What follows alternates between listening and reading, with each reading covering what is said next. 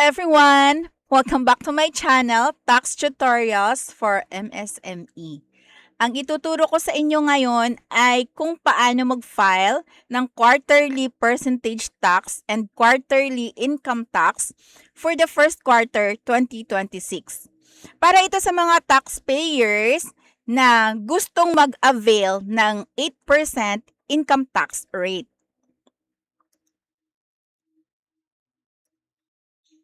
Dito tayo sa aking example.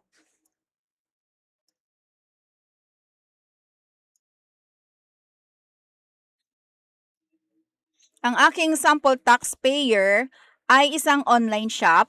Nag-register siya sa BIR noong July 8, 2024.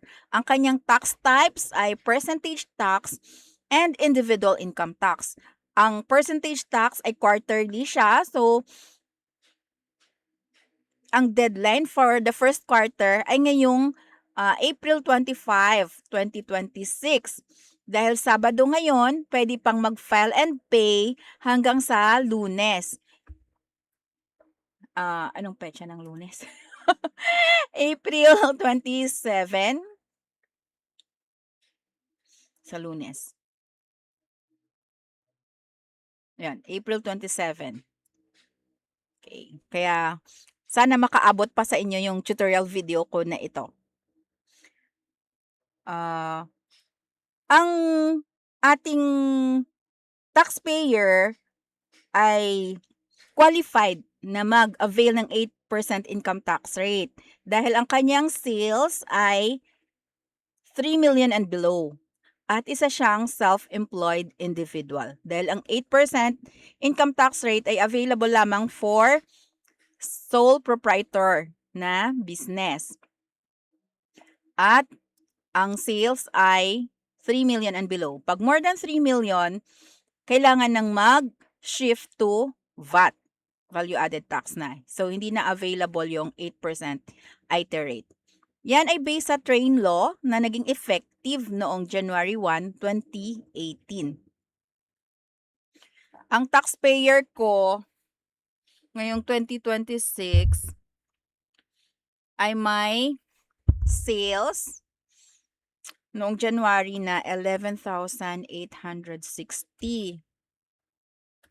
plus 10,270 plus 16,030. Total ay 38,160. Itong sales na ito sa mga online shop, sa mga online sellers, ito ay based on merchandise total. Kung sa Shopee, kung sa Lazada naman yung item price. Sa TikTok naman, ito yung revenues. Ito ay net of seller discounts. Ang mga platform fees like service fee, transaction fee, commission fee, yan ay hindi ibinabawas sa pag-file ng gross receipts. Ang pwede lang ibawas ay ang sales discounts, sales returns, and allowances. Ang mga fees na binabayaran natin sa platform, yan ay magagamit natin kapag tayo ay nag-avail ng graduated income tax rates with itemized deduction. Pero kung 8% income tax rate tayo, based lang tayo sa gross sales. And then may allowable deduction tayo na 250,000 annually. Okay. Dito na ako sa pag-file ng quarterly percentage tax and income tax.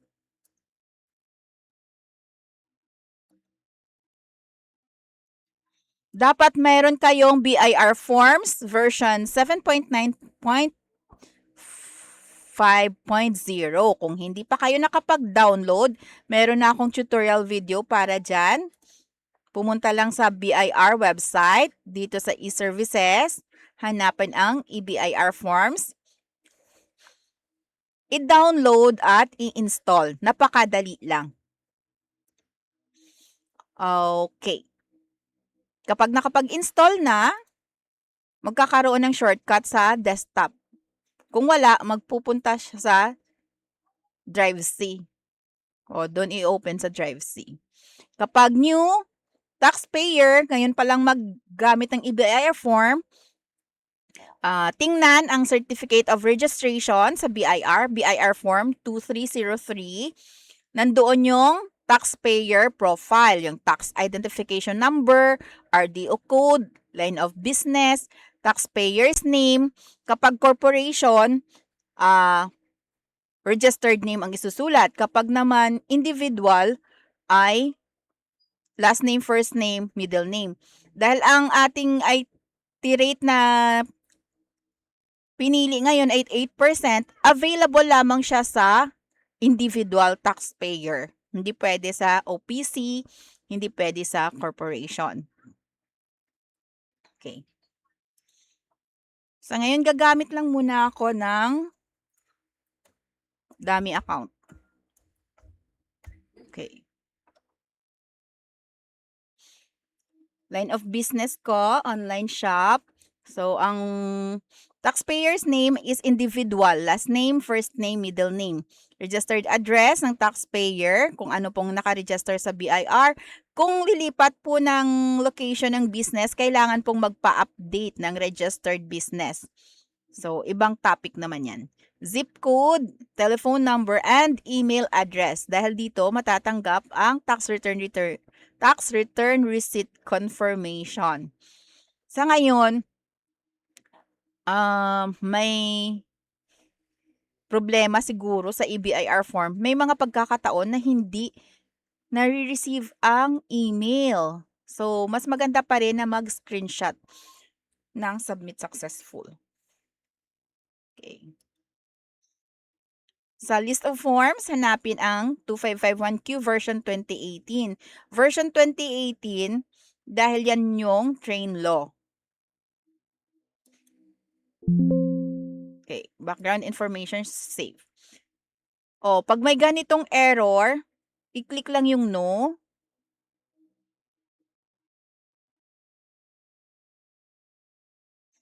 Kapag bago pa lang gagamit ng BIR form 2551Q, mag-verify muna siya ng TIN at saka email address. Sa akin, diretso na dahil may dati na akong profile. Dito na tayo sa BIR form 2551Q.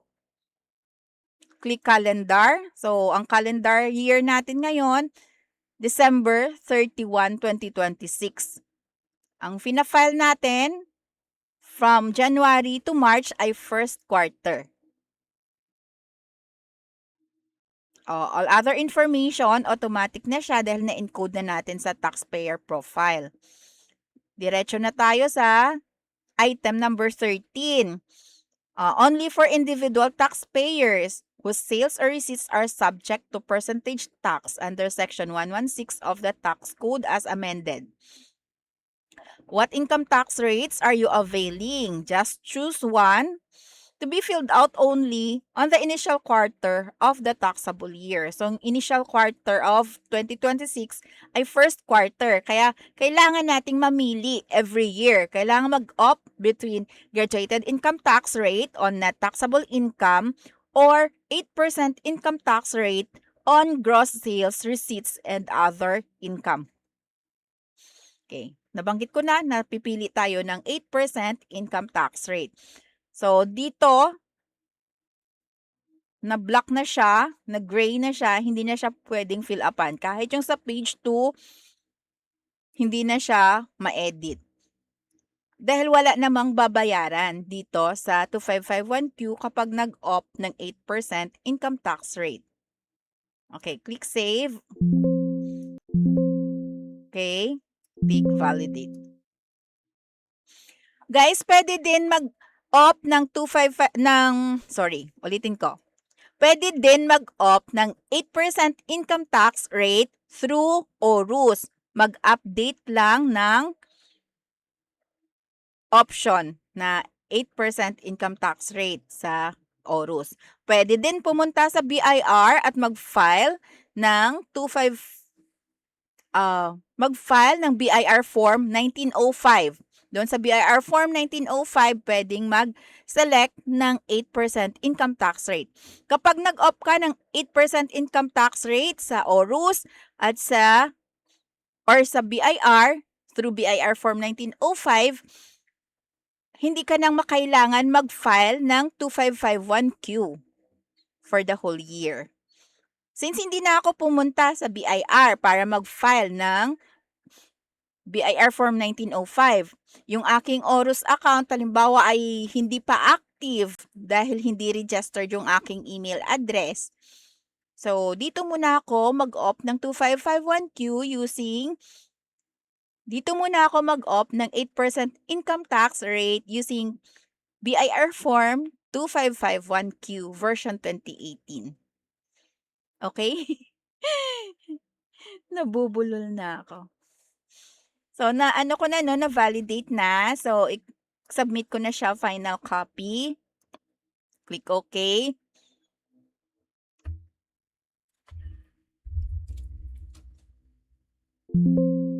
O, pwede kayong mag-print screen ito. Control print screen. Then, magbukas ng Paint. Kung may other way kayo kung paano mag-screenshot, pwede nyo rin akong turuan. Sa akin kasi, ito yung nakasanayan ko. Dinadaan ko siya sa Paint. Then, save as. 2551Q. Sample. 8%. Screenshot. Okay, then click OK. Click close. Pagkatapos ng mag-submit, pwede mag-print. I-print ang 2551Q sa printer. Kung walang printer, print muna sa PDF. Pwedeng mag-print sa PDF, ha? Okay, sample 2551Q 8%. Page 1. Baka hanapin yung page 2 eh. Print na rin natin. Actually, wala namang content sa page 2.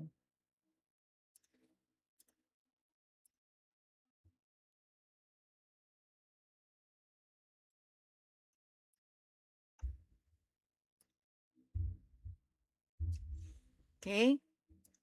Cancel print na. Balik sa file, then balik sa main screen. Next nating i-file ay 1701Q, version 2018. Then click fill up. Background information save. Ang year natin for the year 2026, first quarter, ang taxpayer ay single proprietor. Kaya sa ATC, ang gagamitin ay 8% income tax rate. Question, what if ang individual taxpayer na business owner ay meron ding trabaho, employed din siya sa isang company? Ang pipiliin na ATC ay itong mixed income 8% IT rate. So, lahat ng sales dito ng isang mixed income earner ay taxable na at 8% income tax rate. Ibabalik ko dito sa sole proprietor na purely business income. So, may allowable deductions pa rin tayo na 250,000 in 1 year. Ang kanyang birth date, April 25, 1990. Filipino citizen. Okay. Dito sa number 16, automatic na siya na 8% on gross sales and other non-operating income in lieu of graduated rates under Section 24A 2A and percentage tax. So, wala nang babayarang percentage tax, ang babayaran na lang ay income tax, less allowable deduction na 250,000. Yun pa lang may babayaran. Dito tayo sa number 15. Claiming foreign tax credits, no, hindi applicable sa atin. Then, click next. Dito tayo sa 8% IT rate, Schedule 2, page 2. Ang sales ng aking taxpayer ay 31,000. Balik tayo dito. Ay, sorry. Ang kanyang sales ay 38,160.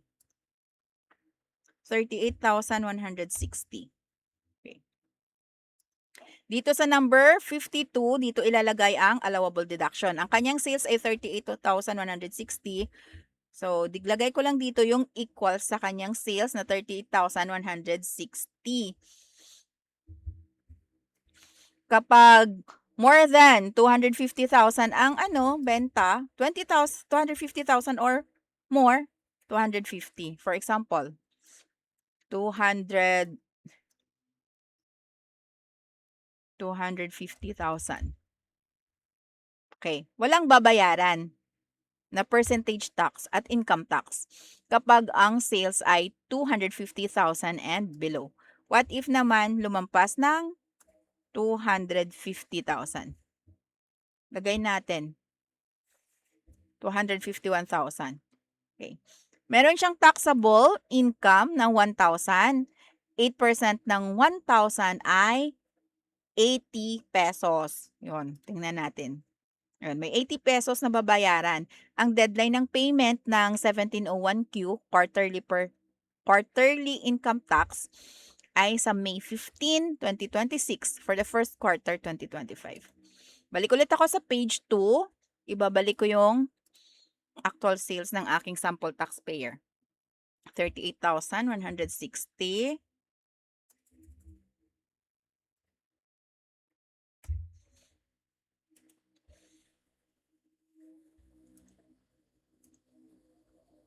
$38,160. Okay. Taxable income to date is 0. Balik tayo sa page 1. 0 tax due. I-click yung save. Okay. Click validate. Validation successful. Click edit if you wish to modify your entries. Okay. Nabala, may pagbabago ka pa. O, pwede ka pang mag-edit. Halimbawa, kasi operating na siya last year eh. Halimbawa, may excess tax credit siya last year. O, kahit 1,000 lang yan. O, pwedeng gamitin ngayon. Ang proof naman yan ay ang 1701 or 1701A ng 2025. Wala tayong tax payment for the previous quarters dahil ngayon ay first quarter pa lang. Applicable itong number 56 sa second and third quarter. Maaari din na gumamit ng creditable tax withheld for the previous quarter kung may BIR Form 2307. Pero sa ngayon, dito dapat siya sa creditable tax withheld 2307 for this quarter. Applicable to number 57 sa second and third quarter. So, sa first quarter, ito lang yung applicable. Halimbawa, meron kang wala pa pala siyang magiging 2307 kasi 38,000 lang yung benta niya. Kasi ang platform ay magdideduct ng withholding tax kapag ang sales ay 500,000 and above. Okay. So, total lahat ng previous tax credits at saka 2307 kung ang sales mo ay more than 500,000 sa platform, yon magkakaroon ka ng BIR Form 2307. Yan yung nagre-represent ng withholding tax.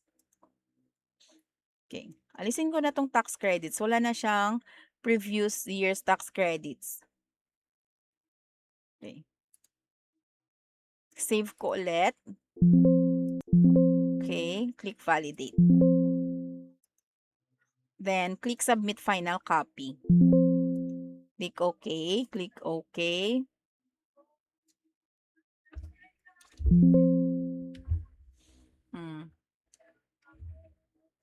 Hindi na-submit due to the following reasons. No internet connections, low internet connection, overly restrictive firewall. Click OK. Babalik siya sa form, then click mo lang ulit. Resending yung tax return. Click OK and please wait. Click OK. Okay? Magkuha na lang ng screenshot.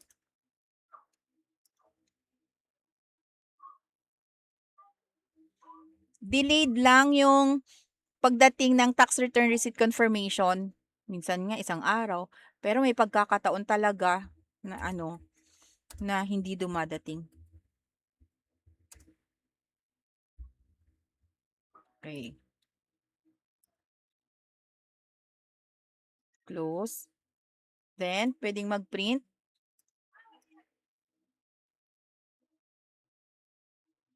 Mag-print na lang sa PDF.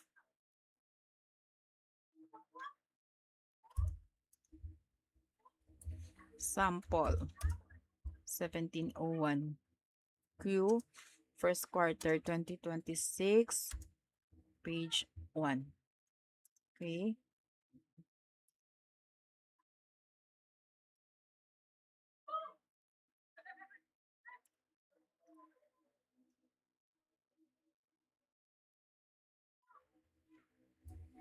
Sample. Page 2. Then, cancel print. Back to main screen.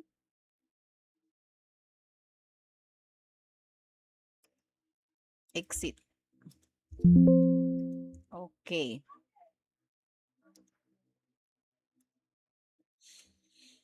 Naituro na ko na kung paano mag-file ng quarterly percentage tax and quarterly income tax for the first quarter 2026 using 8% income tax rate. Sana nakatulong sa inyo ang tutorial video na ito. Please comment kung napanood nyo po ito at nakatulong sa inyo. Kung meron pa kayong clarifications, pwede kayong mag-send ng message sa aking FB page, Tax Tutorials for MSME. Kung gusto nyo namang mag-avail ng aking one-on-one consultation or one-on-one tutorial sa bookkeeping, sa compliance, sa BIR, pwede kayong mag-send ng message sa aking FB page, Tax Tutorials for MSME, para bigyan ko po kayo ng aking booking appointment. By appointment lang po tayo dahil may trabaho din po akong regular. Hintayin nyo lang po na sumagot ako dahil may regular akong trabaho. So, usually sumasagot ako pag gabi. Pwede din kayong pa-file sa akin ng inyong tax returns, percentage tax, quarterly percentage tax. Okay, PM lang kayo sa akin. Nag-a-accept na din pala ako ng bookkeeping service dahil gusto nating makatulong sa mga kapwa natin taxpayers. Meron namang mga medium business na wala silang accountant. So, wala din silang bookkeeper. So, pwede po ako dahil meron po akong tinutulungan din na kapitbahay, pwede siyang mag-bookkeeping. So, PM nyo lang po ako. Sa mga bago pa lang nakapunta sa aking channel, please support me. Subscribe to my channel. Kung nakatulong ito sa iyo, paki-share na din sa iba mong mga kasamahan, mga kaibigan. Thank you so much. Bye!